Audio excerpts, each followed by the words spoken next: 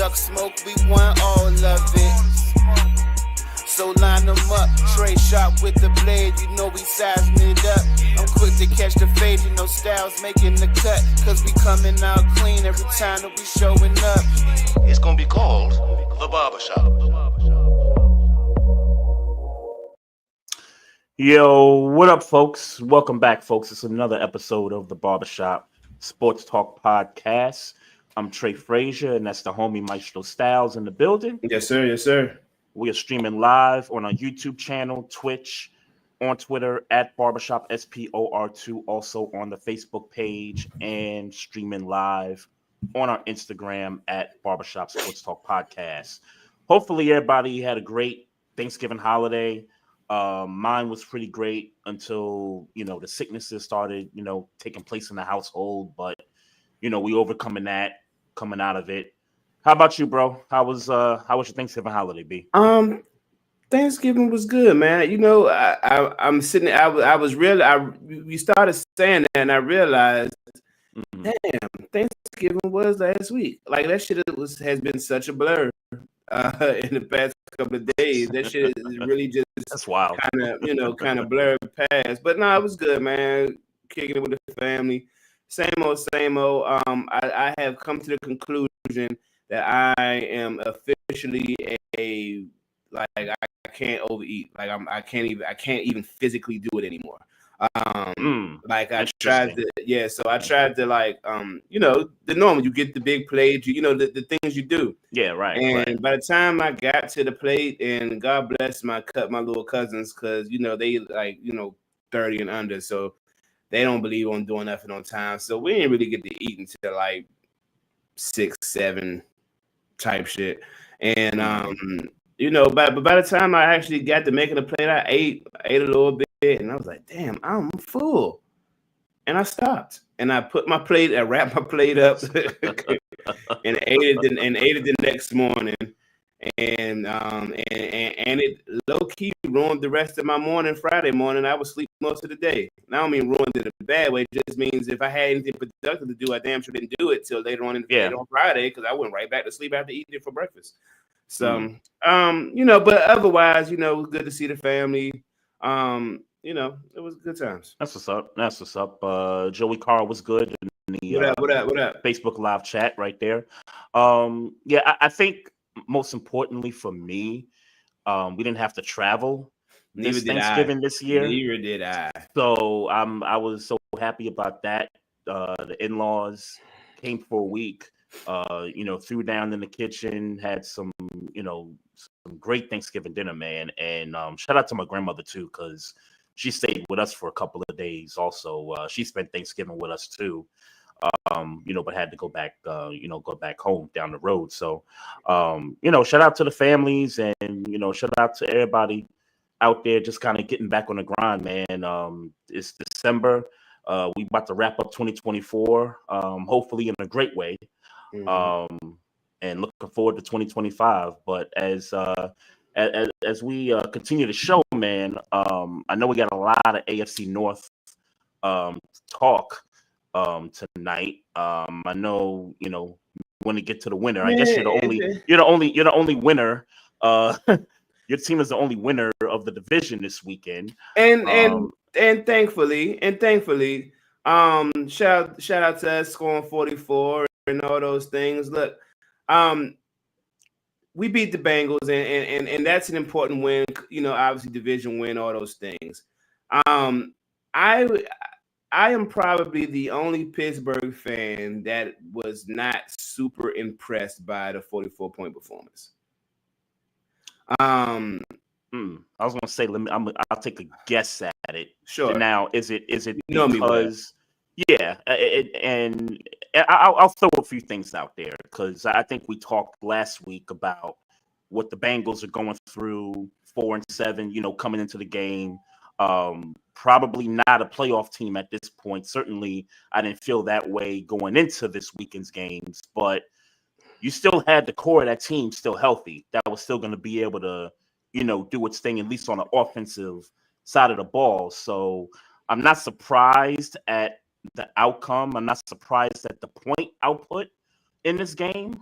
I think you have to credit Russell Wilson and the Yeah, offense absolutely. for taking advantage of Yeah. the worst defense in the Mhm. NFL, and I mean Yeah. that it's the Yeah. worst defense in the NFL. Yeah. So Yeah. so is it the 38 that y'all gave up on defense? And honestly, No, I can't count those 2 touchdowns late because I thought those 2 touchdowns were kind of garbage touchdowns when y'all went up 41 to, what was it, 41 to 24? I mhm. think it was. I thought the game was just kind of sewn right there. And I thought Cincinnati's, I guess, effort to kind of make it a game, those 2 late touchdowns, I just thought, okay, that's just kind of garbage. Well, I can't call it garbage time because they lost by 6, so I can't really call it garbage time. I mean, to score 2 touchdowns and you down by double digits, that's one thing. But to do it in, look, I'm not impressed. Like that defense is terrible, man. Like that defense is so terrible. It's the worst in the I mean, it is so bad. It's nice to know that we're capable of scoring 44 points on a defense that's that bad. But honestly, we're never going to see a defense that bad again this year. Yeah. So it's like cool. Yeah. Nice to know that we can do it. I'm seeing a whole lot of people on TV talking about the Steelers can win every way you need to win and all that. Like, bruh, like, sure. The throwing lanes ain't gonna be there, man. Yeah, it's not gonna be the same thing. Literally this Sunday, it's not gonna be the same thing again. You know what I'm saying? And like I said again, we're not gonna see that anymore for the rest of this season. So I'm not. Play Cincinnati again, I think, right? Yeah, but and sure, okay, one more time this season. But yeah, I don't think they're gonna fold like cheap tents. I think they're gonna, if everybody's healthy. I think. Well, again, the defense is. I don't see the defense playing better. So yes, you're right. We'll do it. We may do it one more time. But I don't like. This defense is bad. Like literally. Third, the last offensive player of the game, or the last meaningful one, where Justin Fields is in the game, and he comes in the game like nobody knew that he was going to run. Right, that he was going to run with it. Yeah, nobody protects the edges. Yeah, you know what I'm saying? Like, yeah. Come on, bro. It's just little stuff like that. I knew that going into this game, if we can get a turnover or 2 and capitalize on that turnover or 2, that we wouldn't buy a touchdown or 2. You know what I'm saying? So that's essentially the story. We got turnovers and they didn't. We couldn't stop. I think at the critical times, because they did get a pick 6 off of Russell. Yeah, sure. Early. So I'll say this in regard to the turnovers.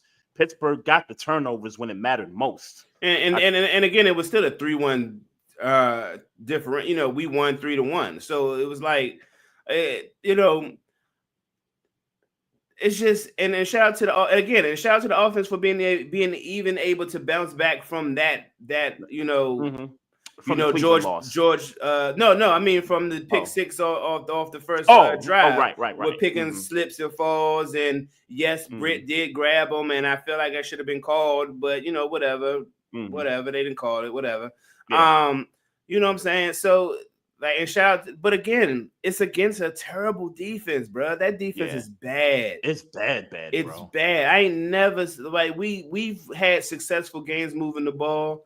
That is, I mean, clearly for all the reasons in the world, the most productive offensive game we've had in maybe 6 years has been Ben Roethlisberger. Let me tell you how bad that defense is. Shout out to Ace from Cincinnati. We had him on last year talking Bengals, and he even tweeted right at the end of the game. He said, "This is the worst defense in the NFL." So you got a Bengals fan seeing exactly what everybody else who's not a fan of that team is seeing. So and he's been seeing it all year. Yeah, right. It's bad, man. Like, I mean, the lanes that they was giving up, like the throwing lanes, and I mean stuff that's out in the flat, like dudes ain't want to tackle. When you talked about the Justin Fields, coming in, everybody and their mama just knew what was going to happen there, and even the broadcaster said it, like, "Hey, make sure you got somebody on the edges to, make sure he don't, get over that edge, and nobody was there. Yeah, so yes, I'm happy to get a win. I'm happy to get a division win. I'm happy that we beat a team that scored 38 points.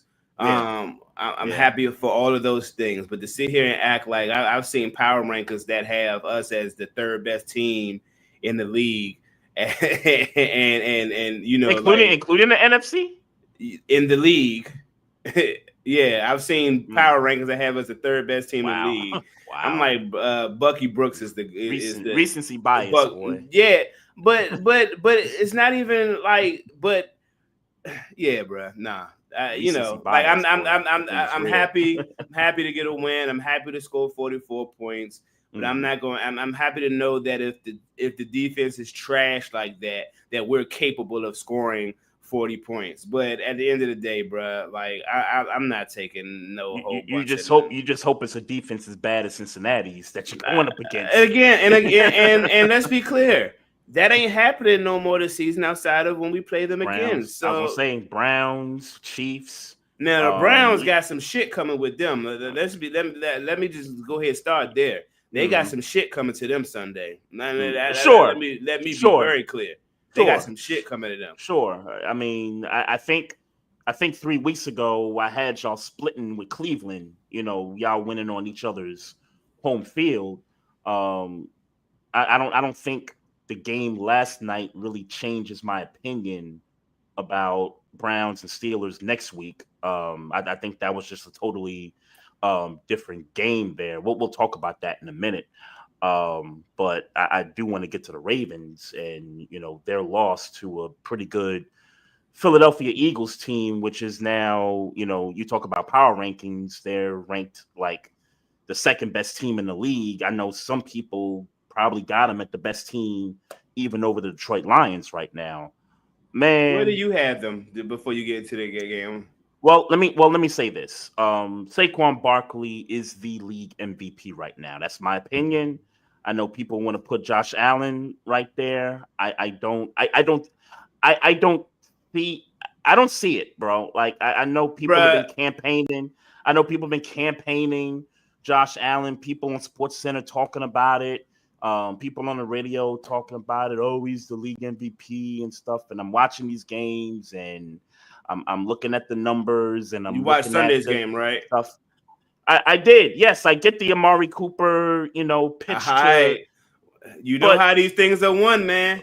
But know how these things are won. Off of that though. That Bama I'm not guy, ready to. He's the only. He's the third or fourth player to do it in history, and the only quarterback I'm not ready to do that. I'm not ready to put Josh Allen in the lead yet. He's number 2. I'll give Josh Allen that. He's number 2. But for right now, with what Saquon Barkley's doing for that Philadelphia Eagles team in that run game, what is he averaging? 124 yards a game, and on pace to break Eric Dickerson's record. Yeah. If he break the record, you got to give him. I'm with you there. You got to give it to him. I'm with you there. But if you're talking about the race right now, come on, man. Like we know it's a quarterback's award. That's one. That's one reason. We get it. We get it. The stats are there. The team is there as far as winning. We sure the stats are there though. Are we sure? I think they're good enough. I think they're good enough. 20 touchdowns, 5 interceptions. I know he's got some. He's got some rushing touctions. I'm about to say 20. First of all, 20 and 5. I don't think that's a scoff. I don't think that's a number you scoff at all. Well, let me. I'll be clear about this also.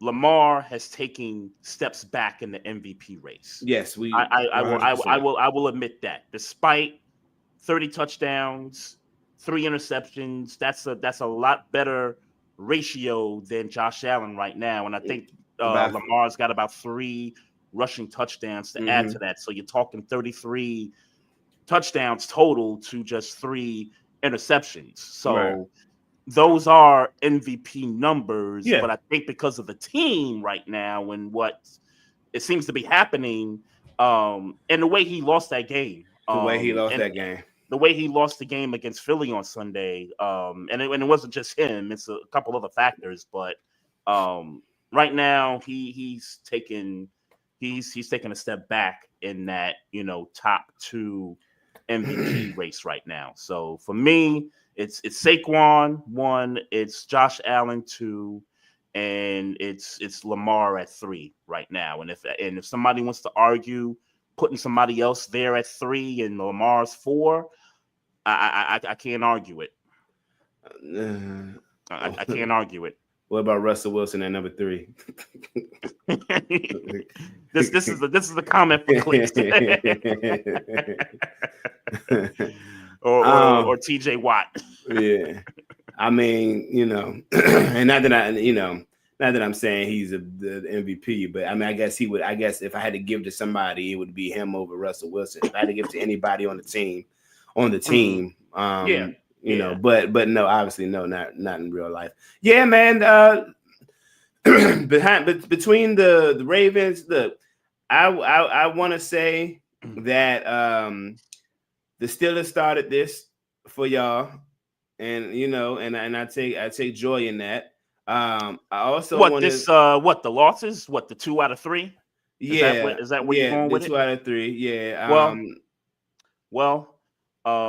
That's where the struggle started. That's when the struggle started. Offensively, yes, the struggles offensively have started there. The defense now, the defense is continuing to, I think, find itself. I mean, Philadelphia, right up until mid 4th quarter, was when Saquon broke off that touchdown run to go up 21-12. That's kind of what Philadelphia's been doing all year, though. Is they've been putting them away in the 4th. Sure, but they've been up more than what they've been against us. Sure. I mean, well, let's be clear. Let's be clear that this was a clash of the Titans, if you will. This wasn't like a regular football game. This wasn't Philly versus the Commanders. No disrespect to the Commanders. This was. This was a boxing match. Yeah. Right. Well, this is 2 teams that are Super Bowl contenders in their minds. You know what I'm saying? So, I wonder how you felt about how impactful of a loss was this for you, and was this the most impactful loss of the season for you? No. One, because it's an NFC opponent, so in terms of conference record, it doesn't affect the conference record. I will say this though, what concerns me is now Justin Tucker has now missed 3 extra kicks, 2 field goals and 1 extra point when we, was about to go up 10-0, and it turned out to just be 9-0. So there's something there. I keep saying it. Justin Tucker, is something wrong with him. Is something wrong with him. We agree. But allow me to try to push it, because I agree. Sure, if we're talking about conference and those types of things, this doesn't affect playoff status and those types of things. Yeah. But when you look at y'all's schedule this year, and I did a brief look at it. This was kind of like, I'll say for Pittsburgh, and I'll say for Pittsburgh, our litmus test this year was the Commanders, like kind of where we stand based on where people saw us at, and based on how they were playing at the time. Like that was kind of our litmus test, and it's why I kind of took pride in winning that game. Yeah. I think the Eagles, if for lack of a better comparison, if the Commanders are the Steelers of the NFC East, in my opinion, or of the NFC, I'm sorry, then the Eagles, in my opinion, may be the doppelganger of the Baltimore Ravens. And I say that, I mean, obviously quarterback style, running game, defense. I mean, the only real outlier is AJ Brown is an absolute dog, and y'all don't have that caliber of a receiver on your team. Yeah. But I mean, I'm just talking about as far as projections, where you going, how you played so far. Y'all one of the highest scoring offenses in the league. Eagles, a similar thing. So you know what I'm saying? So when I looked at this game going into Sunday, I was like, man,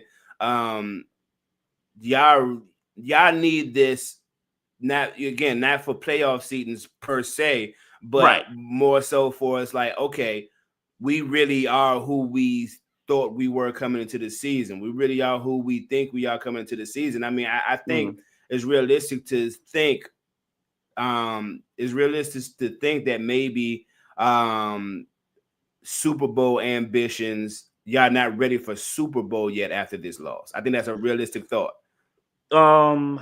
If you're asking me, I'll say within the fan base, yes, that's been going around town, that folks feel like this is not a Super Bowl ready team with some of the things they got going on. You know, defense hasn't played well through the first 10 weeks. We got kicking issues. And honestly, I think special teams overall, I think has been average. I mean, at best average. I'm not just talking field goal kicking. I'm talking punting, catching punts, catching returns. Like, everything has just not been like the typical Ravens special teams in years past. So, there's a lot there. Offensively, though, they've been carrying this team. Like, if week 1 through now, it's really been the offensive unit that's been carrying this team. And so now we play some tough defenses. You talked about going back to the Pittsburgh game. Pittsburgh, tough defense. Chargers, tough defense, but was still able to exploit, some of their deficiencies in that win on Monday night. Philadelphia, a tougher, front seven. If we could catch a couple balls, if we could, limit the mistakes, we might have been able to put some more points on the board. Nelson Aguilar dropped a couple passes. Lamar took an unnecessary 16-yard sack that I think, if you're Lamar and your kicker's got an issue, you got to be aware you cannot take a sack like that. Do you think that the Ravens as a team are looking at Justin Tucker and saying, we got an issue and we got to play accordingly, or that he's just going through a funk and he'll get over it? I think they're looking at it as he's just having a funk and they should get over it. Now, do I agree with their approach? I don't agree with it per se. I think you need to bring somebody in just for competition purposes, but to still understand that he's a legend, he's still the dude, but you still got to give him that time. And it's not you're not bringing competition in to say, hey, Justin, this dude's going to take your job, or he's a threat to take your job. You're bringing him in just to let him know, yo, like, we got a team, dog. Like, if we don't do it this year, God knows when we're going to do it. So either you won't get your act together for this stretch run, or that's it. So right. So it is. I think it's more of a motivational, hey, I got to get my shit together kind of a thing. So, but what if he don't get his shit? I think that's, if he doesn't, then, chances are we not going far. So if he doesn't, chances are we not going far. So you're suggesting that they bring a kicker on, never put him onto the field, even when Justin Tucker is missing field goals. Is that what you're saying? Well, I'm saying give him competition, and maybe it'll spark something in Justin to maybe make those kicks. And if he makes those kicks, then we start to feel more confident, game by game, if he starts to make those kicks. Now, if, like you're suggesting, I think, if he's still missing those kicks and you still got that dude that you had to go up against on the roster now, and now all of a sudden in practice he's making them, and now he's making them in practice all of a sudden. Right. Now the fan base gonna call for it. So look, I gotta light some fire, man. Well, I'm gonna say this, and let me be clear. I'm enjoying him missing, and I hope he continues to do that against Pittsburgh. I hope he's still in that funk when he play us, because we need one more win. If we get one more win, and this, like, we can have a 2-game winning streak, and we'll have the division locked down. So Well, and y'all still got some tough games. Well, on that schedule too, which is why I said exactly what I said. If we have a 2-game win streak, But you're saying 2 games after us, or you're saying No. games before I'm y'all? saying these next 2 games. So if we Okay. beat Cleveland and then beat Baltimore, is that the next 2 No, games? Cleveland, and then y'all got the Eagles. I'm sorry, Eagles. I'm sorry. You got the But Eagles. one way, so it don't have to be a 2-game win streak. If we win one more game and then we beat y'all when we play y'all, then A sweep, chances are a Pittsburgh sweep gets y'all the more. Chances are. No, I'm almost certain of that. Obviously, we can lose games and not win it, but I'm almost certain if we sweep y'all, we're going to win the division. But I'm saying that all we have to do to win a division, I saw this somewhere on Twitter, so I don't know how real or fake it is, but I'm gonna go with real right now. If we got to win one more game and beat y'all, we can lose every other game. Even if we win the rest of our games except for the Steeler game? That's correct. Okay, we would have the division. Coming off the bye, we got Giants at the Meadowlands. Yep. Then you guys at home.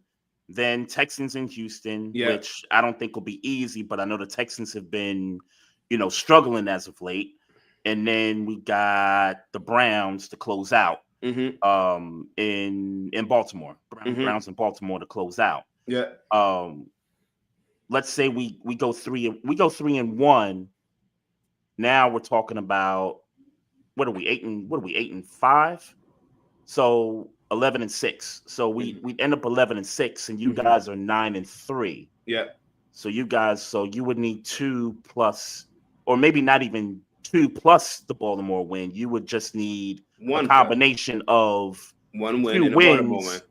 Yeah. Okay. Okay. Yeah. One win in the 1 win in the Baltimore win. Okay. Should lock the division up for us. Because y'all would have the tiebreaker. Like if you guys get 11 wins, we get 11, but one of those 11 wins is the sweep. Baltimore. Yeah. Then y'all would get the tiebreaker over that. Okay. Yeah.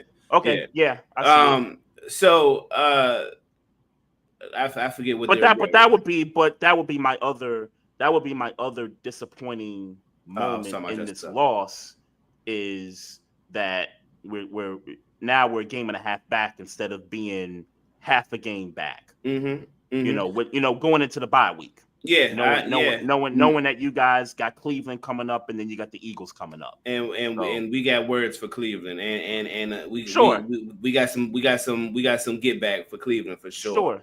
And Alex Highsmith is healthy and will be playing in this game. We got some get back for Cleveland for sure. But yeah, I was saying this. Justin, if you bring in a kicker and that kick and Justin Tucker continues to do what he does for, let's say, 2 more weeks, you need to put that kicker out there. And you know what I'm saying? It ain't I don't believe in that whole this ain't really for your job. I believe eventually that will happen. If what your scenario is painting that happens, then yes, they're gonna put somebody else out there. Yeah, so I don't think so. So I don't think it's competition, and I don't think you go to him and say, "Hey, this is still your job. We just need to light a fire on your ass." No, nigga. If you don't start making kicks, you're gonna sit down, and it's just that real. And it's not disrespect. It's not disrespect. We know, he know the game. He's been in this league for a long time, and he hasn't been in a Super Bowl or won a Super Bowl. It's like we know what we're trying to do, and he's won a Super Bowl. I'm sorry. But this is a bad time to do what you're doing. You know what I'm saying? That's a terrible time to do what you're doing. With respect, we respect what you're going through. Those things happen in life, but this is a business, a performance-based business.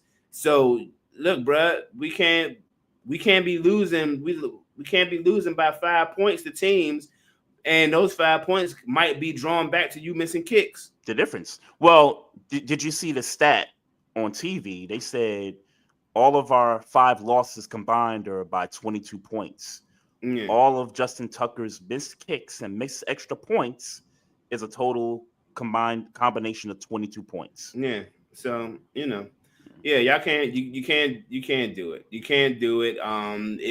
If you believe that this is a Super Bowl team, he's cost us 2 games. He's responsible for 2 games, the Philly game and the Pittsburgh game. Well, yeah, like I said, get your shit together, bro. And look, man, Hall of Famer one way or the other. if he Of never course. gets it together. We're not questioning this Hall of Fame status. but right now you talking a about slump. a It's a team. slump. Yeah, And hopefully at the for my worst sake time. he can break out of this slump, bro. Because we wasting some careers, man. Like Lamar's better Yeah, this year than he was last year. Like yeah. it's crazy. Like we just talking about the Bengals, and I'm thinking about those two games that we had against the Bengals. Both comeback victories, and both games being shootouts and stuff, and the styles that in which they were. So Yeah, but I'm sorry, bro. And I'm not saying that Lamar Jackson hasn't been better. It's just kind of hard to you saying Bengals, and it's kind of hard for me to respect any. It's kind of hard for me to respect this team. But like I said, you give credit to anybody that's gonna put up that kind of production against that bad defense. Sure. Because if you don't, then we're gonna be looking at you kind of funny. I feel like I get in there and get a couple completions on that defense. That's what I'm saying, bro. I feel like I could run a 10-yard route, score a touchdown on that. I can't run nothing, but I feel like I could drop back and get a couple completions on that defense. I ain't gonna hold you, man. It's bad. I ain't gonna hold you. How much of the Cleveland-Denver game did you get out of last night? Absolutely none of it. But I saw a tweet that said something to the effect of Jameis Love was showing love to everybody, and it was a stat line that said, hold on, let me pull the stat line up because I did. The one I'm thinking about is 668 yards passing. Yeah, but no, but it was 4 TDs, 497 yards to Cleveland players, 2 touchdowns and 170 yards to Denver players. Mm-hmm. So, and the whole, basically that everybody on the field was eating with Jameis Winston, and I don't think that was the Browns' intentions at all. Nah. But hey, you know what you get, man. You get the Jameis Winston experience, man. Yeah, when man. On that field. Yeah, man. Look, man, and it's exciting. It's good for Cleveland when they're winning, at least. But look, man, this is not sustainable as a starting quarterback. I'm done saying that too. I'm done saying Jameis Winston should get a starting job somewhere. I'm done saying that. Well, I'll say this because I want to be consistent when I'm talking about quarterbacks and their inconsistencies and things like that. So I'm gonna slightly disagree and say he belongs in the league. I still think he has an opportunity to be a starter somewhere. And Cleveland, if you're looking. I think Deshaun Watson. I think that whole thing. Oh, they're getting out of that. They're getting that should be done. I don't know how they're getting out of it, but he shouldn't be the week 1 starter. Ain't this 4 years and this to his contract this year now? I think it's 3. Oh, it's 3. Okay. I think it's 3. I'll double check that, but something tells me it's. You know what? You might be right. This might 4. be year number 4. You might be right. 4 or 3. 4 or 3. They're getting out of this contract. I 100%. One way or another. Because here's the thing: the money's all guaranteed one way or the other. Yeah, he's not coming back next year. I will put money on it that he is not coming back next year. Yeah, you can't bring him back. You see like the production. Jameis Winston, and even Joe Flacco last year. Jameis Winston, Joe Flacco, and then you see Deshaun stats. It's night and day. If we could see it, I'm sure Cleveland and the organization over there sees it too. But Cleveland gonna Cleveland. That's that's what we always say. That's what we always say. Cleveland gonna Cleveland. But they at least had a history recently of acting like they care about in the offseason. They care about bringing in people and doing those types of things. I cannot see him being the starter on this team. Fuck start quarterback. He cannot be on this team next season. I don't see it. Now he being Deshaun, you talking about Deshaun Watson? Right? Yeah, I can't see it. I can't see it. Look, it sounds crazy. I could see Jameis starting week 1 next year. It's Yeah, crazy. It sounds but absolutely crazy. I can see him starting. I mean, because I think I'm about to go on my black quarterback spiel and all that, and I'm gonna bring up this guy too because I think this guy is gonna have to have a conversation with his team about how they're gonna move forward. But Kirk Cousins, we saw what Kirk Cousins did on Sunday, 4 interceptions. And look, I get they're playing, they were playing a good defense in the Chargers, but if you're the Falcons, you got to score more than 13 points. I'm sorry, bro. You at home, you Kirk Cousins, you're getting paid $100 million in this contract, and you out here throwing, pick sixes and game-sealing interceptions, and now your team is 6-6, and yeah, you're in a bad division, but I'd be interested to see who gonna get fired in that Falcons organization if they don't win the NFC South, because they brought that dude on there to win the NFC South. Yeah. They brought that dude there for that. So, do you think they're not going to win it? Do you think they're not going to win it? I don't think they're going to win it. You think Tampa's going to win it? I think Tampa's going to win it, bro. Okay.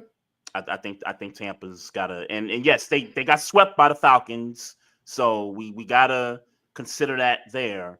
But I just think Tampa's got an easier schedule than the Falcons do, just down the stretch. The Falcons are. Do you know the Falcons games? I could pull it up real quickly here. But if you compare while I'm pulling this up, I mean, Jameis Winston, Kirk Cousins, is one that much better than the other? Like when you look at arm talent, when you look at inconsistencies, their weaknesses, and things like that. I will give the slight edge to Jameis. The only reason, the only reason I'll give the slight edge to Jameis Winston is the locker room, the whole, that whole whatever he's doing in the locker room that's working for Cleveland, and that he will run if it's necessary. Mm-hmm. That's the edge I give over Kirk Cousins. But if you're talking about knowledge of throwing the ball, arm strength, I mean, they're about the same. But I think that Kirk Cousins, I get it. This sounds crazy to say coming off a 4 interception game. Yeah. Kirk Cousins is still a better decision maker than Jameis Winston. That's just the truth. Okay, but slightly. But you say slightly a better decision maker. Well, okay. I will say as good as I'll say they balance out. Okay, his decision making balances out Jameis's ability to run if it has to happen. Right. I think they look, each other out. We know the 30 interception season. We know that's the stain that's on Jameis, which is why he didn't get the contract. And he got to wear it, by the way. And yeah, right. He has to wear that. Unfortunately, here's the Falcons schedule. At Minnesota. Okay. So these are 5 games. At Minnesota, at the Raiders, home against the Giants, at the Commanders, and closing out at home against the Panthers, who've been playing some ball, these last few weeks. Okay. And what is Tampa's schedule? Tampa's schedule. I hear possibly 3 wins out of that 5. Possibly. Okay. So Tampa's schedule, home against the Raiders this weekend, at the Chargers, at the Cowboys, home against the Panthers, home against the Saints. I see 4 wins right there, with that 1 loss being to the Chargers. I see 4 right there. Okay. They beat the Raiders. They beat Dallas. I don't know if they beat Dallas. They beat. You want to say toss up? Okay. I'll say toss up. Toss up. Panthers at home. I don't know. I'm not 100% sure. And Panthers been playing some good ball. If you're gonna say that for Atlanta, you gotta say that for Tampa Bay. True. Saints and Taysom Hill just tore his ACL. Not He's that out for the year. Makes a I don't know that makes a big difference, but it seems to make a difference for the New Orleans Saints for some reason. But I don't. I see 4-1. I think I'm leaning toward when you said they got more home games. I think I'm leaning towards the Bucks now that you're reading both schedules. So I guess I'm with you. Yeah. I guess I'm with you. And so getting back to your main point, if they don't win the division, then somebody got to get fired. But somebody got to get fired. But it's only one person to really fire. I'm interested. I'm glad we're having this conversation. I'm interested to see who you. Raheem Morris. Okay. It's not a crazy thing to say. It's not a crazy thing to say to GM too, but because the GM for me would be number one. Well, the GM for me would be number one because you paid the guy $100 million coming off of a Achilles tear, and then you go in the draft, and your first round pick is Michael Penix Jr., a quarterback. And so, and now, I don't know if they're having this conversation this week, but I would imagine there's a conversation about, do we kind of get the rookie? Nah, I don't think that's a conversation. You don't think that's a conversation right now? A real conversation? No. Do I think fans, random fans are saying things like that? Sure. Sure. I mean, the fans for sure are saying that. Yeah, but is that a real thing? Like, we should really consider right now putting in Michael Penix? I don't think that's a real thing. The organization, look, man. I don't think that's a real thing. You just paid. He threw a 4-interception game. Bad. Kirk Cousins. And not that he's thrown 4 interceptions in other individual games, but he's also had some not so good games sure. in the season. Also, they were 6-3. They've lost 3 straight.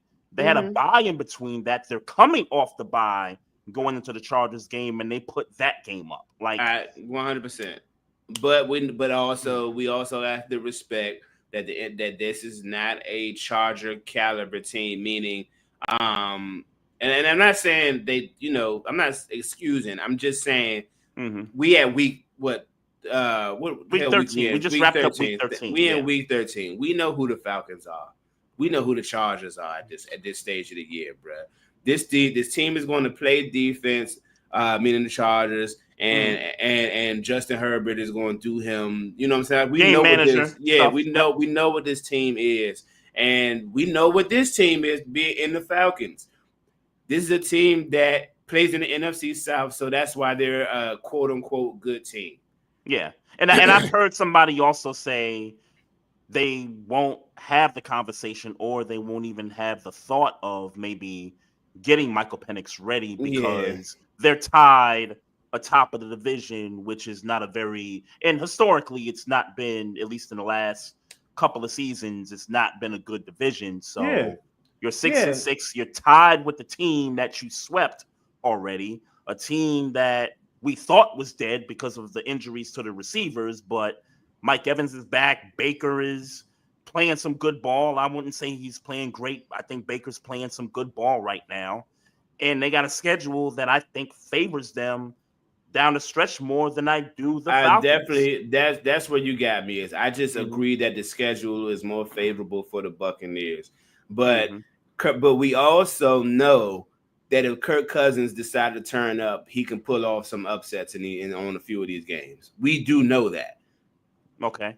That's just the facts. Kirk Cousins is capable of waking up on like what he did to San Fran last year. He's capable of waking up and deciding, I want to have his whole team next week. Yeah, in Minnesota, and Minnesota 10-2, great comeback win against the Cardinals. Don't really got nothing to play for. Super. They're not. Don't look super right now. They're just not making mistakes. Right. They're not making mistakes, but you talk about a game that he could turn up in. Maybe it's the Minnesota game that, he turns up for, and maybe that's a game where Darnold finally crumbles, toward the end, because he's had a couple of good comeback victories in the last couple of weeks. So, all I'm saying is that in the middle of a division race, you don't all of a sudden turn to your rookie and say, "Hey, go win this division." Unless you've seen something in practice that says, "Oh, he's really shitting on Kirk Cousins in practice." yeah, You don't turn to your rookie, and you don't turn into your rookie on the division race. right. I would hate to see Raheem Morris lose his job if they don't win this division. I would I don't hate think to he's see going to that lose his job though. because it's his second stint, being a head coach and everything, first year. But if you ask me, if they fail at winning this division, the axe got to go to the general manager. Yeah, I don't think anybody's getting fired off that 1 year. I don't. I think this year was a good. Okay, we got it. We know what we need to do. We need to go get. We need to get another wide receiver. You know what I'm saying? We need to bolster up the defense. We need. You know what I'm saying? I think this is. I think this is a like. Okay. Does Michael Penix at some point become a conversation next season? I don't think so. I think you let Kirk. I think after that 3rd year, this is a 4-year contract for Kirk Cousins. I think after 4 years. Yeah. Yeah, I think they attempt to Jordan Love him. To be honest with you. Okay. All right. We'll see, man. Falcons fans. I've seen a lot of them think otherwise, and maybe it's the past failures. Yeah, maybe that's fan shit. It's PST. It's PSTD from failures in the past. But yeah. Michael, and look, I'm sure Michael Penix may be a good quarterback one day when it's his time. But don't look. You're frustrated with your starting quarterback, and that's fine. But you wasn't feeling this way when y'all paid him all the money. Y'all was happy. Y'all was talking about Super Bowls and all these things. Just give it time. Now, here's another scenario. What if the South next year start to turn up? What if the Panthers start turning up? What if the Saints start to get better? And I'm just throwing just hypothetical stuff. I'm not. The question is still but the question would still be, why go to the rookie? Well, because you want to make the playoffs. You want to. But right now, you want to win the South. But I'm just talking next year. I'm not talking this year. I'm talking next year. But next year you're only talking on paper because you're only talking on paper. Like if they turn up, meaning you talking about in the offseason, they bolster their rosters, or you mean both. I'm talking about turning up in the offseason, bolster rosters, and then let's just say week 9. Yeah, week 9. That's in the middle of the year. So week 9. You got a Saints team that's like 6-2 when you're the Falcons sitting at like 4-5, and and you're not playing. Have they played this Falcons? Have they played the Saints yet at 6-2? It depends. That matters. I agree with you. I agree 100%. That does matter. We'll see. I'm just trying to paint a scenario. I don't see a scenario right now, and obviously we are speculating. We're far away from that. Yeah, things change. Yeah, so fast. I don't see a situation where Penix is a conversation until, and this is me being nice, the end of next season. The end of next season. And that's me being nice. Okay, because you want to get at least half of the contract of Kirk Cousins. Bro. Like you got to be playing Deshaun Watson trash to really be like, man, I know we gave him this money, but we need to get him off the field. You got to be playing like Deshaun Watson type. Right. Or we need to win some damn games for that matter. But you don't pay that a quarterback that you believe in. Like, look, say what you want about Kirk Cousins. We get it. He's not a quote unquote Super Bowl caliber quarterback. Yeah, true. But we're not going to act like he hasn't had phenomenal regular season games his entire career. I get he's had bad ones too. I'm just talking about he's a good above average regular season quarterback. So it's just so respect him as such until he's playing so bad where you don't have a choice. And I don't think year 2 of the contract is going to show unless he looks injured. Like I said, he's got to be Deshaun Watson type shit. Do you think at this point, 6-6. It's week 13. They're 6-6. Do you think they're underachieving right now, given No. expectations? No, You think they're I right don't know where they need to be at? my only expectation. I don't know what everybody else's expectations were. I mean, I did see the Super Bowl banter, but I believe that's fans. Nah. My only projections no. my only expectations for the Atlanta Falcons, me Maestro, just watching the game from afar, was them winning the division. That's it. That was my only expectation. Yeah, I'll go deeper in context. Double-digit wins. 10 wins, 10, 11 wins. I didn't care about that. If they won a division at 9 and Sure, 8, I got you. But I guess for me, because they went 7-10 last year with Desmond Ridder and whoever else they had. Heineke, was backing them up for some games. You get Kirk Cousins, and you also kind of add some pieces. They made some trades defensively. Justin Simmons, Matt Judon, right. Yeah, they made moves. 100%. They made some moves. So I'm looking at it like, okay, 7 wins to now making these moves.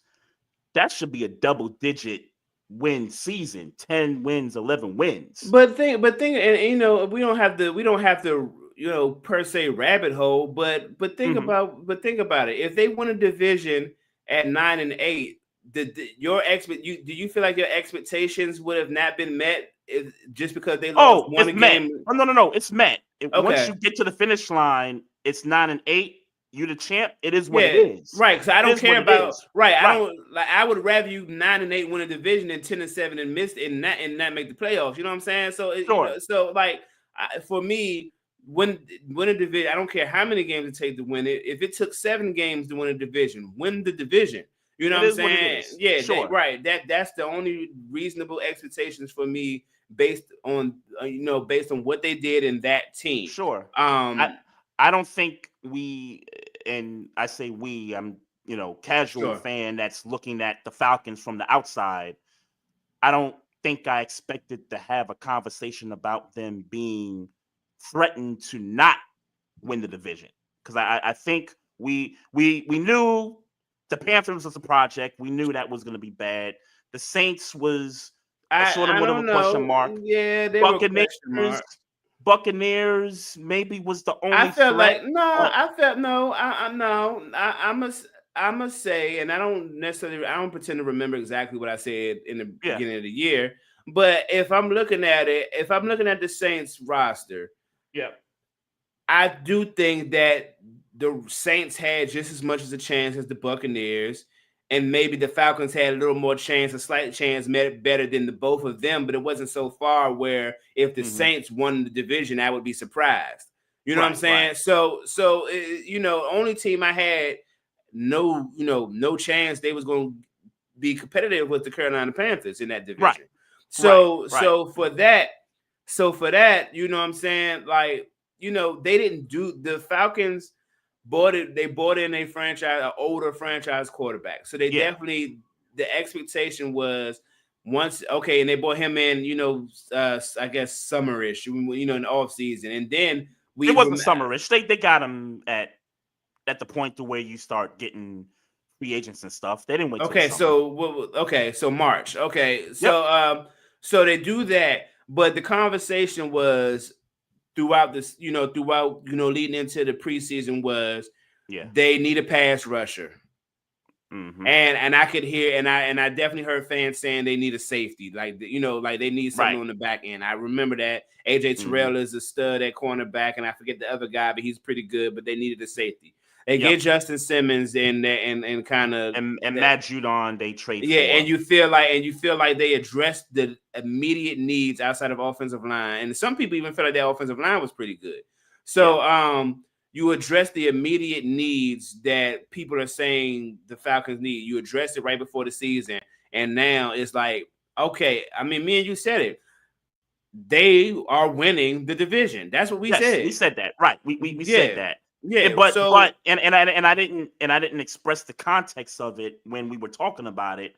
But I just always kept in my head that they should with what the moves they made, they should win this division with double-digit wins if they won 7 games the previous year with the moves. So now you're 6-6, and I get it. If you win it at 9, hell, if you win it at 8 and 9, Yeah, it is what it is. yeah. It is That's what it is at that you point. You didn't do that last year, so Right. yeah. It is what it is. But now we're having a conversation about whether you're going to win the division or not. We're also having conversations about whether they need to get Michael Penix ready or not. So, I'm sure the Falcons didn't expect to be. I'm sure they didn't expect to be 6-6 after going, 6-3 in the first 9 games. Because I'm looking at some of the losses here. I mean, Saints. I know that's a division game, so you just never know with that. The Chargers, good team. I think both teams are kind of even in that regard. So the fact that it was low scoring. You feel like the Chargers and the Falcons are even In terms of just being in a competitive game. I'm not saying their rosters are even. I'm just saying. I don't even know about that. Look, I can't, and I just got finished saying Kirk Cousins is an above average. So you feel like this was a bad loss for the Falcons? You feel like? No, I feel like they didn't have a chance to win. Interesting. Yeah, Interesting. like I feel like if they would have won that game, we would be talking about, was this the upset of the week? Interesting. Really? I mean, maybe not. I mean, just me freestyling.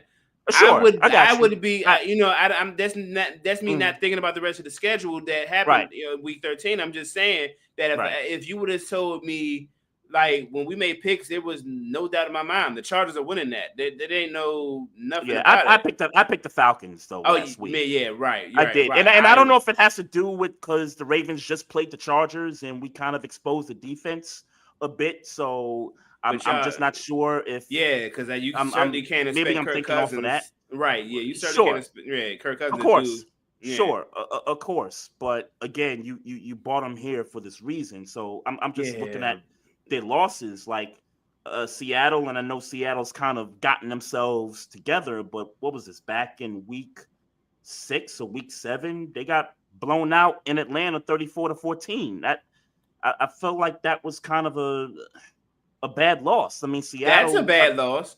Yeah, because Seattle was coming off. This game was a bad loss, though. Yeah, Seattle. They was coming off a 3-game losing streak. So, well, this is what I'll say. The Seattle loss is a way worse loss than the Chargers loss because because aside the conference things, we know that the Chargers is a top 5 defense. We know that when called upon, Justin Herbert can play like a top 5 quarterback in his league. Sure. You know what I'm saying? Like, we believe that Kirk Cousins at one point had the capability of having games like that, but that's not a call upon thing, and he just can do it. Right. That defense don't even, like I said, that defense can't stop Justin Herbert if Justin Herbert really want to get in his bag. And for real, as good as that Chargers defense is, like we talking about the Ravens, exposing that defense. And Cincinnati the week before. But we're talking about Cincinnati, offensively. We're talking about top offenses in the league. The Falcons have never been, I don't know, statistically, maybe statistically they might have been. I don't know what they are statistically. Neither do I, but I know watching them in a couple of games I've seen them, they have never been a top 10 offense this year. Right. Yeah, I'm trying to see when they put up 30.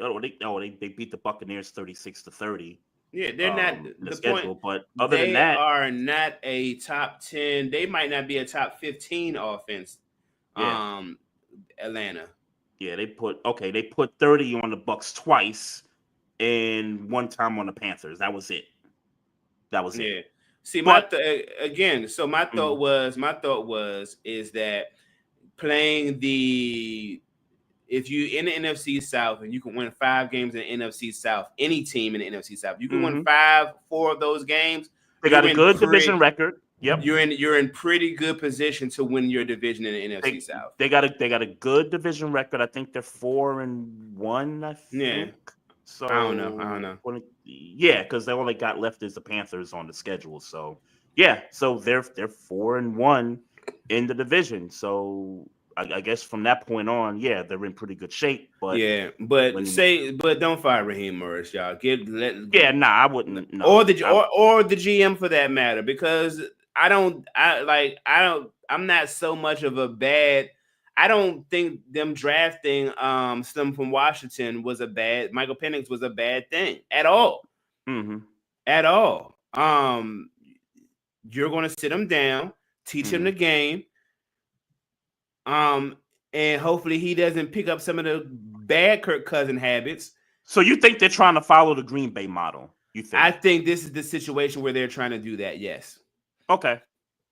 That's the first time I've heard that, like that opinion about that. Well, I think it's pretty obvious. I think it's pretty obvious. I mean, because here's the thing: they drafted Desmond Ridder in the second round, and they tried to make him. They hoped that he could maybe be, a successor, and he wasn't. So I think their next bet was to draft higher and then teach him. Right. I think because we've never seen an organization give $100 million to a quarterback in the same offseason that they go draft a first-round quarterback. Sure. And I think that's the reaction from everybody saying, well, what the hell the Falcons are doing? And then it's the Falcons, so, historically they haven't made a lot of, great decisions. So that narrative kind of comes with what they did in the offseason. So folks are trying to figure out what this is about. So they did draft Matt Ryan. So sure. They drafted Matt Ryan. They also blew a 28-3 lead in the Super Bowl. So. Yeah, but that's not that's.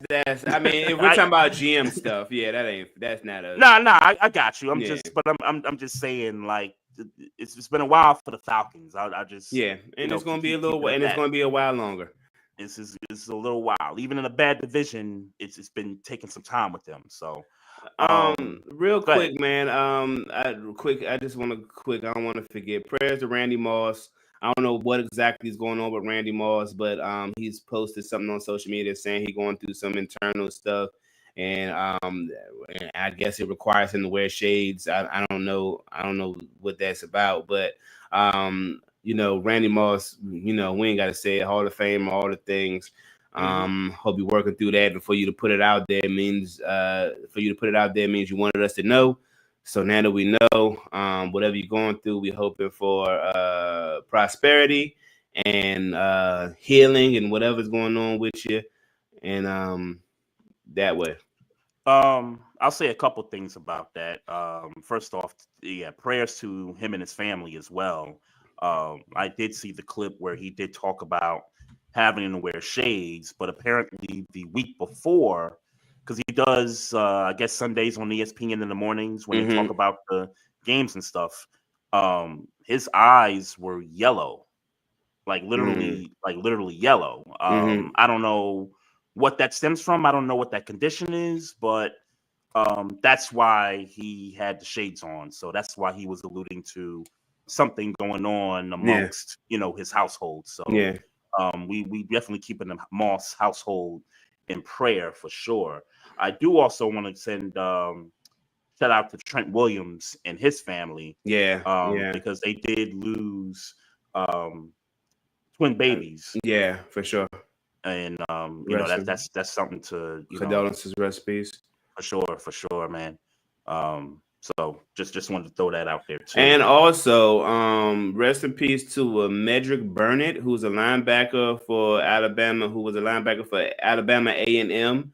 And forgive me if I'm getting the story wrong. He got injured on the field and was in the hospital for weeks, and recently passed away in the hospital.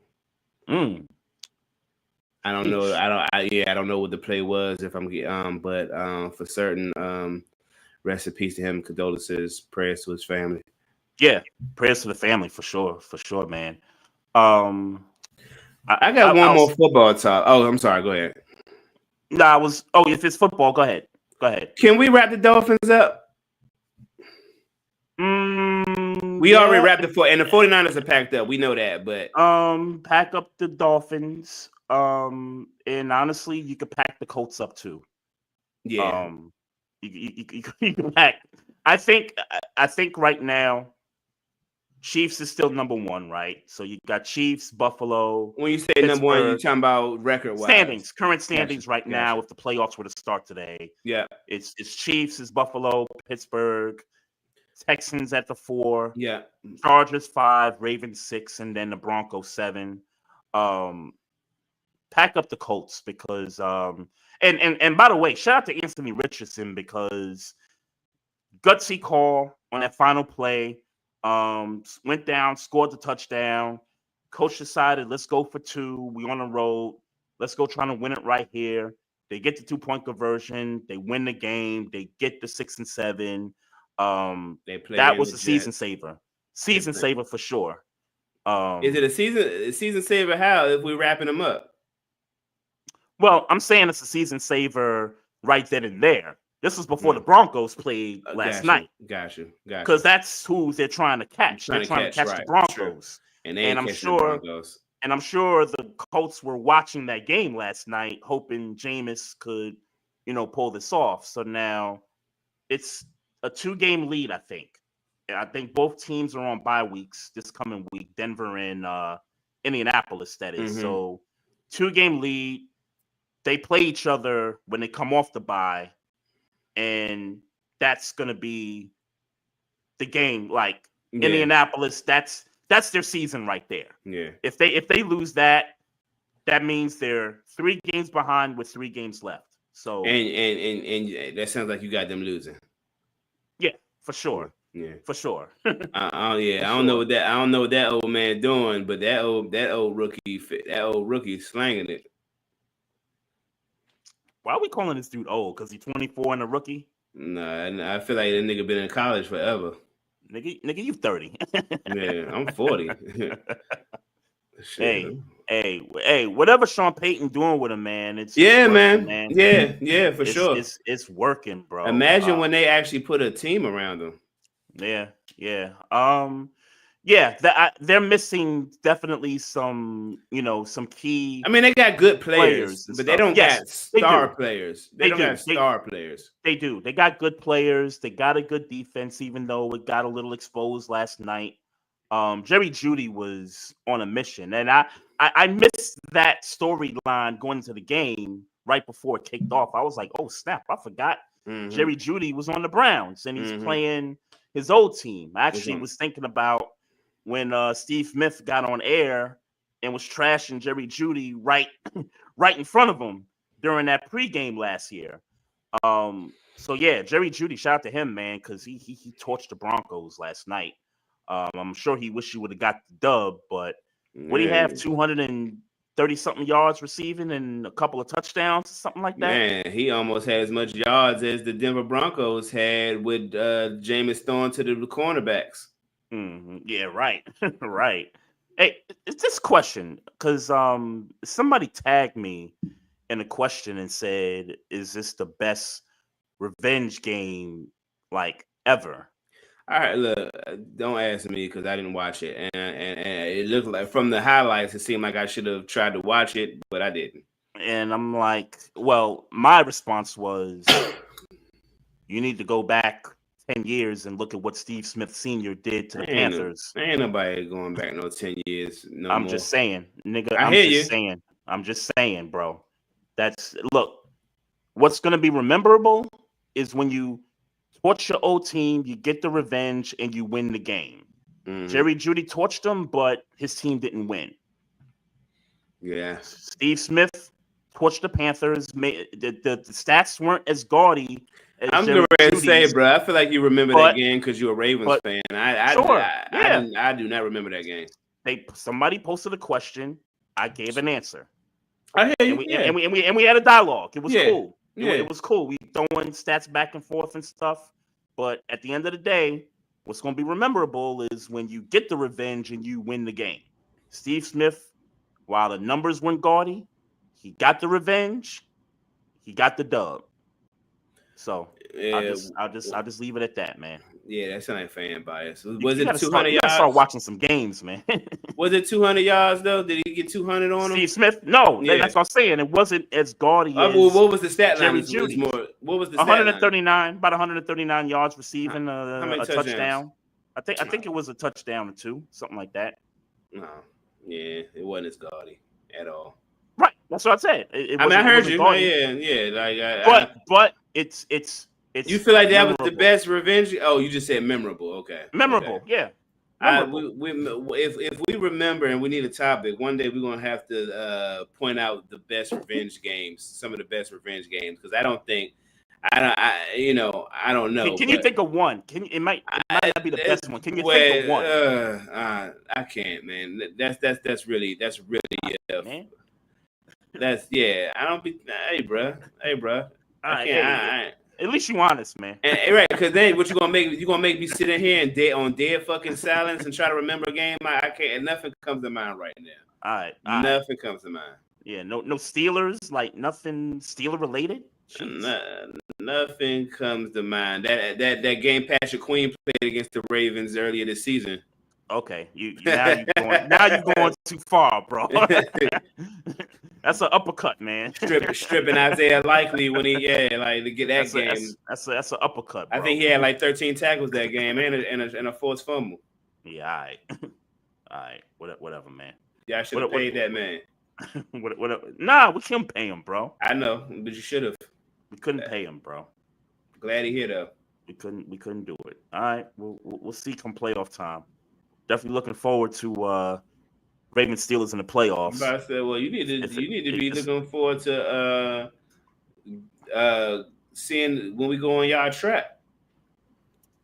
Oh, in a couple of weeks? Yeah. Oh, it's revenge. We're talking about revenge game. Definitely got to get the get back for sure.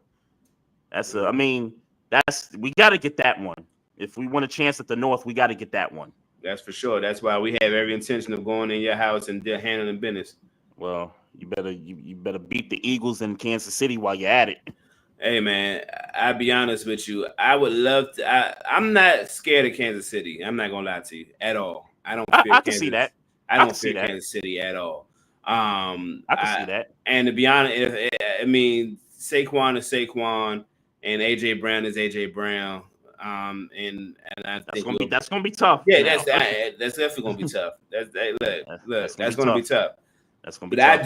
But let me be clear. I do not fear Kansas City in any. I can see that at all. I could see that. I mean, we've seen what we've seen. Speaking of Kansas City, man, so they escaped with another win on Black Friday, and the Raiders had a chance to go down and kick a game-winning field goal, and they, miscommunication with the center and the quarterback, and I don't know, man. I hate to, sometimes I'm a conspiracy theorist sometimes, and I was confused about a couple things. Number one, if you got that far down the field only for you to mess up in that situation after coming out of a timeout, like that's kind of concerning to me. And then number two, if the call by the ref is an illegal shift, isn't that a pre-snap penalty? Shouldn't that ball go back to the Raiders in that situation? That's a great question. Because that was the confusion. Because at first we thought it was a false start. Then the ref came and waved it off, and they called the legal shift. And then they said it was Kansas City's ball. But if it's a legal shift, I thought the play doesn't exist anymore. Excuse me. I've been asking around. I feel like you're right. But I've been asking around. Nobody could give me an answer. I've been asking Chiefs fans. They ain't gonna give me an answer. Of course not. So that was confusing to me. They're gonna fire Antonio Pierce? No. That's interesting that you don't think they're gonna fire Antonio Pierce, but you feel like, well, you said you wanted to keep Raheem Morris too, though, so you didn't say that. Yeah. I want Raheem Morris to keep his job. I want Antonio Pierce to keep his job too, because I don't. Is this season his fault? I mean, well, yes and no. Yes, yes, because he's the coach and he got to take the rap for it. No, because his roster is trash. But also yes, because they hired him based on him making a bad team good. Let's be clear why they hired him. Was it that, or was it because they beat the Chiefs on Christmas last year?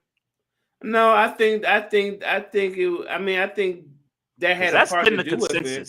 That's been the consensus. I think that this team played well in the second half of the season, and he had everybody riled up, and they was running through walls for him, and they decided, oh, y'all will play for him. Let's bring you on as coach.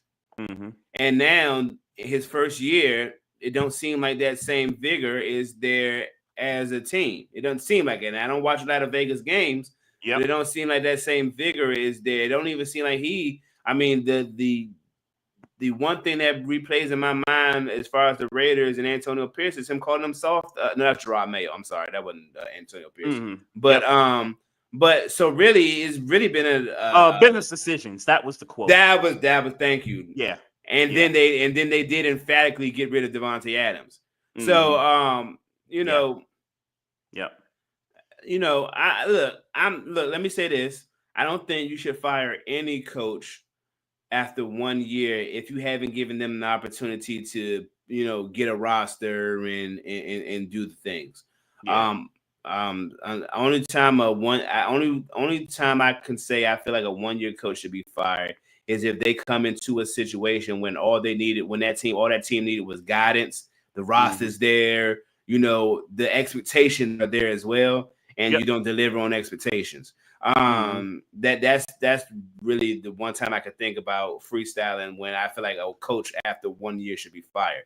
But I can see Vegas firing Antonio Pierce just like I can see Atlanta firing Raheem Morris. And I guess because the Raiders are so incompetent, you could see it that way. So I could see your point there. Did we think they needed a quarterback going back to the offseason? 100%. So why can't you get Antonio Pierce a quarterback? That's kind of how I see it. And even more disgusting, why does it feel like y'all didn't even make an attempt to get a quarterback? Right. Like, you made the man the coach because he beat Kansas City. You ain't going to beat Kansas City again with what you had last year. Or maybe they did think they would do that. Oh, God.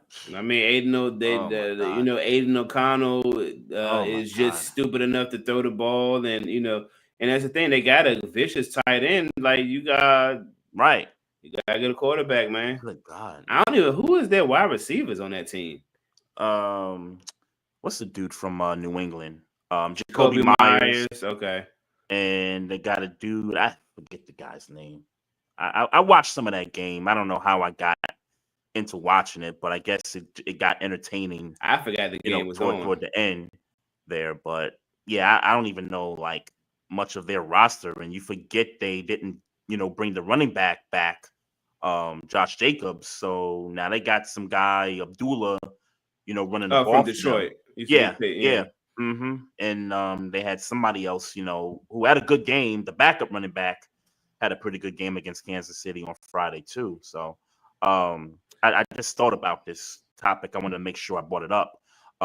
We did have a coach get fired this past week, and Matt Eberflus with the Chicago Bears. I forgot about him. Good riddance.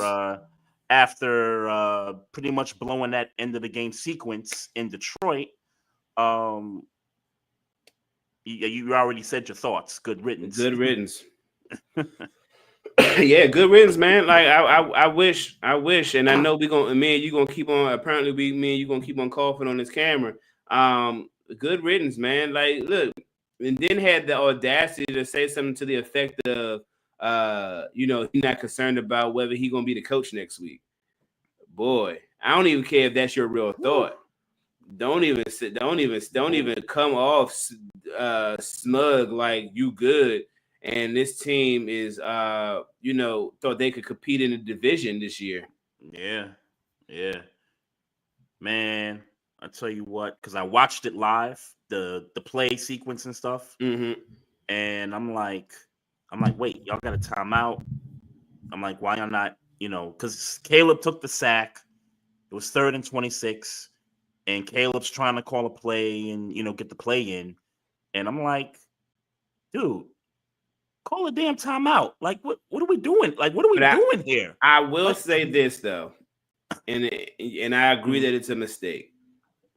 But if that pass would have, for some reason, got completed, and they won, and they got in the end zone. Man, listen, because it wasn't a terrible play. Like, I agree they should have called it. Eberflus would have still had his job. Let's be clear. He would have still had his job, for one. And two, how does it make Detroit look? Maybe no different. No, because they're fine. They still would have been on top of the NFC. But and for all intents and purposes, nobody would have been like, oh, all of a sudden this Detroit team is a bad team because they lost on a on a Hail Mary for all intents and purposes. Right. Or not even say that they're a bad team, or just even say, oh, do we have some concerns about Detroit? Nah. They lost on a Hail Mary. It would have been the same thing. They would have lost. Yeah, like I said, they would have lost on a Hail Mary basically, and nobody would have held that against them. And it still would have been their second loss. Like nobody would have held that against them. Would have been their second loss, absolutely. Yeah, nobody would have held that against them. But check this out. So they make this guy the next day come in, do the press conference, talk about what he's going to do next week. I think they play San Francisco this coming weekend. Mm-hmm. And then a couple hours later, they make the announcement that he's, got fired. So I'm like, why would you make that man go talk to the press? Like, why couldn't you just fire him when he was in Detroit? Yeah. Like, you know what I'm saying? Like, that's incompetence. The Bears, man. Bears. Yeah, man. It's incompetence, man. Like, well, whoever get the job next, I mean, they're gonna get a good roster. I'll say that. Yeah, but who the hell want to deal with that? Yeah. Somebody will. Somebody will. Yeah. Some young coach gonna deal with it. I agree with that 100%. I agree with that 100%. Hey man, is that my offensive? I've been hearing rumors, and he's talked the rumors down, but rumors that Arthur Smith may leave Pittsburgh, and he said nah. But hey, man, stay in Pittsburgh, bro. Yeah, I mean, what is he gonna say? You know what I mean? Like, he ain't gonna say, "Oh yeah, I'm about to interview." Like, yeah, what's he gonna say? Sure, yeah. Well, from go ahead and stay in Pittsburgh a couple of years, man. That's what I would say. Stay in Pittsburgh a couple of years. So you think everything works out? Y'all losing the playoffs, maybe divisional round, AFC title game. Russ getting another bag from the Steelers? I mean, if it's in the veins of like what they did for Geno Smith, sure. Okay. Sure. Okay. Yeah, because I was hearing somebody discuss that, and they said, look, forget Justin Fields. Russ keep doing this. Russ gonna get another bag. Yeah, unfortunately, we just can't keep both of them. I mean, that would be holding Justin Fields hostage. Now, unless Justin Fields really wanted to be held hostage, so I mean, because he's still young, he could learn. He's still younger, right? Yeah, he could learn get some game, and then maybe not be scared to let that thing go. Because I'm telling you, the only major difference between Russell Wilson and Justin Fields this year, in my opinion, is that Justin Fields would not let that ball go. Mm-hmm. He would not let that motherfucker go. He would not sit in the pocket and let it go. Mm-hmm. If he would have done that a little bit more in them 6 games, yeah, I feel like we would be having hesitation. It was the hesitation. It was like, let me run. You know what I'm saying? Yeah. I think we'd be having a different conversation if he would have let that ball go a little bit more, and if Broderick Jones didn't ruin a couple of touchdowns or long games with holding penalties early in the year. Yeah. I think it would be in his best interest to go somewhere else. Justin Fields, that is. Yeah. Because there's gonna be teams looking for, quarterback. The only problem is that Russell Wilson, I mean, I know he feel like he could play till he's 40, but in my opinion, he got about 2 years, 3 years. Right. Max. Right. So who knows? I mean, that man just turned 36. Right. Maybe they find a way to keep them both, man. You never know. Yeah, I would love that, but I doubt it. Yeah. Right. Let's get into some picks, man. Yes, sir. Thursday night's game. Yeah, this is a huge game here. Packers at the Lions in Detroit. Yep. Give me the Packers because the Lions, I feel like they have to lose another game at some point. Okay. I picked the Packers to win the North, and if the Packers are going to do that, they're going to have to win this particular game. So I'm gonna take the Packers in this one. All right. Saints at the Giants. Give me the Saints on the road. It's just probably a tougher game just because both teams are bad. Give me the Saints here. On the road, give me the Giants at home then. Okay. All right. I know you got the Steelers over Cleveland. This was a game I thought Pittsburgh would get back, so I guess I'm gonna go Pittsburgh there. Falcons and Minnesota at the Vikings. Minnesota.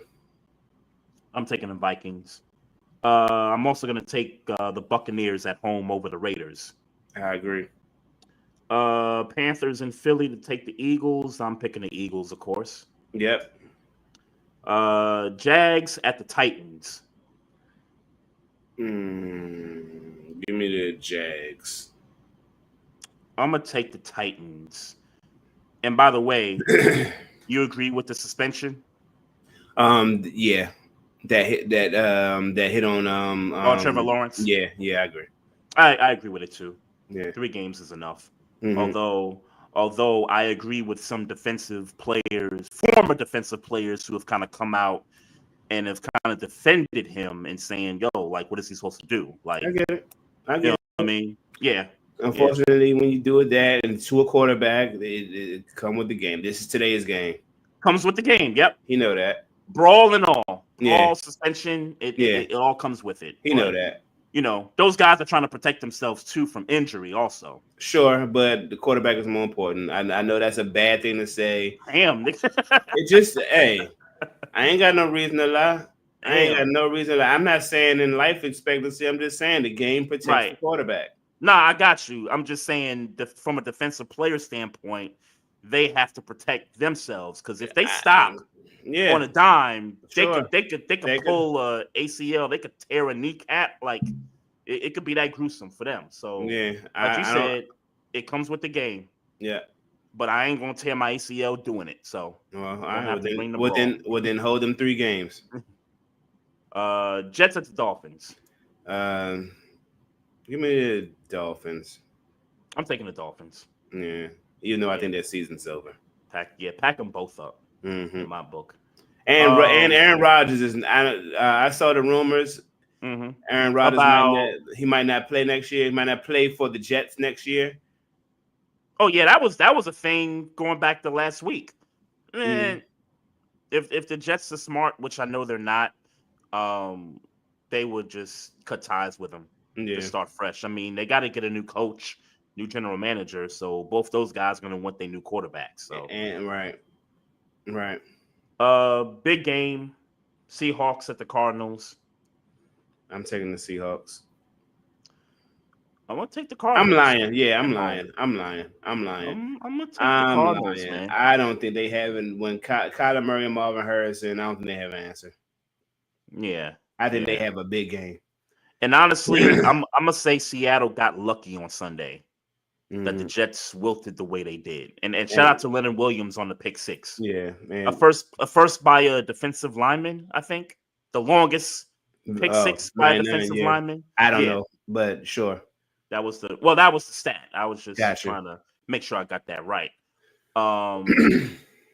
Buffalo and Los Angeles taking on the Rams. No reason to pick the Rams. I'm gonna pick Buffalo. Yeah, I got Buffalo too. Bears at the 49ers. I might pick the Bears in this one. I'm gonna pick the Bears and just prayers to Christian McCaffrey and Jordan Mason. They both were put on injured reserve. Yeah. Well, McCaffrey's out for the year. He's out for the year. Yeah. Jordan Mason was just put on IR. I don't know if that means that's not for the year. No, he's gonna miss the rest of the year or not. But he probably. I guess, and they're not making the playoffs. Well, we don't know that they're not making the playoffs. We don't know that yet. But they're not making the playoffs. But they're not making the playoffs. Yeah, right. We packed them up earlier, so yeah, they're not going nowhere. All right, Sunday night, Chargers at the Chiefs. I'm gonna pick the Chargers. I'm gonna pick the Chargers. This is upset special right here for sure, man. And Monday night, Cincinnati taking on the Dallas Cowboys in Dallas. I am going to take the Cincinnati Bengals. I don't want to pick the Cincinnati Bengals, but I don't feel like that defense has got to answer for Jamar Chase. So I guess I got to go with Cincinnati on that one. Yeah, and then, like I said, and I'm going to tell you something good. If Cooper Rush beats that team, I don't know where Cincinnati Bengals fan is, but I'm going to find them, and we're going to have some. And I'm a twist the knife. Well, I'll say this. CeeDee Lamb gonna get open. Yeah, but he still gotta get the ball to him. I get it. CeeDee Lamb is gonna be open. Turbin, he gonna be open. Ferguson, he gonna be open. So I'm gonna be open. There's gonna be opportunities. I'm like Davey Ruffin. I'm gonna be out there playing for the Cowboys. They gonna have they shot. Cooper Rush. That would be bad. I agree with you. That would be bad if. And in the scheme of things, it's not really bad. We know they trash. We know they're not going nowhere. But it's bad. But it's bad. Yeah. Rough stuff, that's like defensive coordinator gets fired bad. Mm-hmm. Yeah. Facts. And Lou Aramuro, that's a pretty good. Yeah, he's been there for coordinator. A while. Yeah. He a good D coordinator, but something ain't right there. Quick shout out to everybody in the chats. Appreciate everybody watching us on Facebook, Twitter, YouTube, Twitch, Instagram. Continue to follow us on those platforms. Big shout out to our boy Key Willis watching us on IG Live. Yes, sir. The homie Vince, I see you. Golf Girl Minnesota, see you as well. I don't know if Vince's still on here. But he ain't said nothing to me since the Commanders game? Yeah, he ain't said nothing. I ain't spoke to him. He ain't said, "Hey, bruh," nothing. That's messed up, man. That's messed up, man. Hey, that's messed up, my nigga. They handle business on Sunday though, in a huge way. Forgive me if I'm not excited about them blowing out the Titans. I mean, well, they better. Yeah, forgive me if I'm. They better. Like, come on now. If that was a close game, yeah, we have some conversations about that. But continue to follow us on these platforms, folks. Instagram, follow us at Barbershop Sports Talk Podcast. Also on Twitter at Barbershop SPOR2. Follow us on Twitch. Click that subscribe button on the YouTube channel. Also the like button on the Facebook page. If you got questions or comments, hit us up on the email at barbershopsportstalk1@gmail.com. And also, don't forget, folks, we do got a merch store, so also check that out as well. I'll post a link at some point later. I didn't do it this week, but I'll make sure it gets out to you guys. And then, follow us on iHeartRadio, Spotify, Google Play, Apple Podcasts on the audio side. And, leave us a review. Let us know what you think about the show. It goes a long way for sure. So that's it, man. Looking forward to next week for sure. Love, peace, and happiness to everybody out there. And as always, folks, mind your damn business. Drink some water. Oh, yeah, we got him. Trey, Frazier, and Maestro Styles, we got one. Right back like we left some. We don't duck smoke, we want all of it. So line them up, Trey shot with the blade, we sizing it up. I'm quick to catch the fade, Styles making the cut. Cause we coming out clean every time that we showing up. It's gonna be called The Barbershop.